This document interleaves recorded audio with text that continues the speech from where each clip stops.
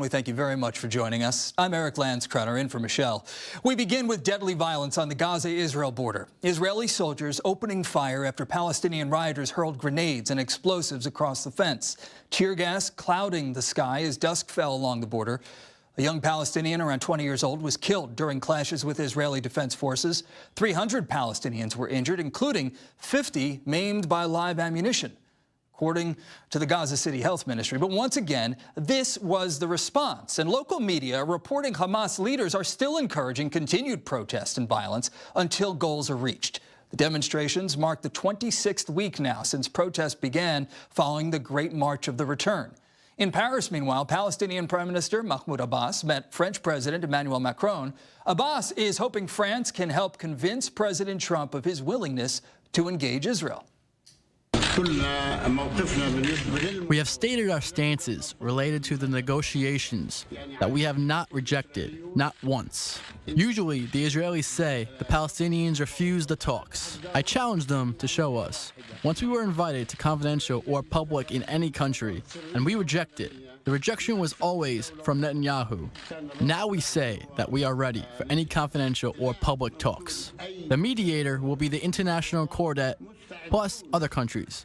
We welcome any European or Arab countries. Last month, President Trump axed $200 million in U.S. funding for the UN Agency for Palestinian Refugees. Now, there are also new developments in the so-called pay-for-slay practice. The family of the man who killed an American-Israeli activist could receive payments from the Palestinian Authority. The PA denying the report. Ariel Levin-Waldman has more on money that some claim is financing terrorism. Money for murder. That's how Israel and the United States see Palestinian policy, paying monthly stipends to the families of terrorists. The latest beneficiary, the murderer of Israeli-American citizen Ari Fold. A move decried by the United States, the ambassador of which called it unconscionable and said it was an impediment to regional peace. Israeli media reported that the terrorist family had already received a $3,300 cash advance for the murder. PA officials denied that any money had already been paid out and said the paperwork itself usually takes at least 3 months. But the PA Prisoners Affairs Commission said the family was eligible. I-24 News reached out to insiders inside the commission. The PLO will not leave behind any families when one family member goes to prison. I do not know of any money that has gone to the family, but we will continue supporting every child because this is the policy of the PLO and the PA. We will not cave to American or Israeli pressure and will continue to take care of our people. It's a stipend of $390 every single month, and Israelis say it provides an incentive to commit murder. Palestinian officials say the funds keep the families out of poverty while maintaining political stability. It's been a sticking point between Israel and the PA. In July, Israel passed a new law to withhold taxes that Israel collects on behalf of the Palestinian Authority in an amount equal to the amount paid out to terrorist families. In March, the United States slashed its own funding to the PA by a full third until the PA stops making such payments. Israel's government estimates that these payments add up to $350 million annually, though PA budget records do not differentiate between terrorist and non-terrorist payments, making it very difficult to get an exact number. Ariel Levin-Waldman, I-24 News. For more now, let's go to Gadi Adelman. He is a counterterrorism scholar. Pay to slay, a catchy phrase, I suppose, but no matter what you call it, it doesn't change the facts here. And that is, how can anybody defend the practice? Good evening, Eric. Thanks for having me. Yeah, I want to throw some numbers out there, if I could, a little bit different from what your report just showed.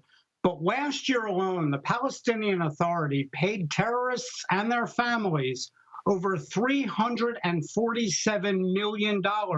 That's according to their own records. The average income of a Palestinian is about $580 a month. And that's what the PA pays terrorists who are sentenced only 3 to 5 years in prison. So let me put this into perspective, if I could, real quick. If they go out to commit an act of terror and don't manage to do it and get caught, they may get a sentence of 3 to 5 years. They're going to get the average pay of any Palestinian.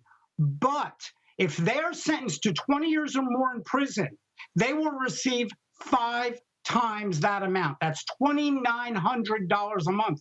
That's more than the average Israeli makes per month. So how come the international community isn't more outraged by all of this? I mean, the numbers alone are startling. The numbers are startling because it actually exponentially, that number will grow. The more people that they manage to murder or the more people that are hurt, that number actually goes up. And again, this is according to the Palestinians' own records. As your report just indicated, they said, oh, no, we haven't paid them yet because the paperwork hasn't gone through. The fact that they're even admitting that they have paperwork to achieve something like this is nothing more than enticing and encouraging perpetrating terrorism on the Israeli citizens, and for that matter, as this case with Ari Fuld, a dual citizen American-Israeli. If you happen to be a tourist in Israel in the wrong place, you too can be caught up in this. It is outrageous that the international community is sitting back and allowing this to go on and screaming about the poor Palestinians while they are paying their own people to murder Jews. So the Trump administration is threatening the Palestinian Authority with severe aid cuts to Ramallah if pay-to-slay continues. Will it work, or is it going to backfire, and is it just going to continue the cycle and lead to more attacks on Israelis? No, I think in the long run this may work, and the problem is other countries have to come forward. As you said, why isn't the whole world outraged as a whole? The problem is, as soon as Trump started to cut back money on the Palestinian Authority, lo and behold, other countries such as Germany have come forward and said, we'll cover the difference. So you have countries out there that are trying to make up for the money that Trump is withholding. But I think as other countries start to see the reality of what this pay for slay is, they too will start to do the same thing. I mean, the fact that the amount of payment is based according to the severity of the crime or the length of the sentence is nothing more than blatant funding of terrorism. I would think that the situation on the ground there, and this case in particular, could be discussed perhaps next week at the UN General Assembly. President Trump's reportedly going to be meeting with Prime Minister Netanyahu. But while any of this pay to slay and Hamas encouraging continued violence along the fence continues, is it even possible to talk about opening up a dialogue for peace? You know, I don't mean to laugh, but you know as well as I do that the word peace and the word Palestinian Authority should not even be in the same sentence. Ever since the Oslo Accords, this has never been anything about peace. This has been about funding their cause, and they are achieving it. They are still the oldest and largest funded so-called refugee program in the United Nations since 1949. They do not want peace any more than the Pope wants to convert to Judaism. All right, Gadi Adelman, we thank you so much for joining us on the show. All right, coming up.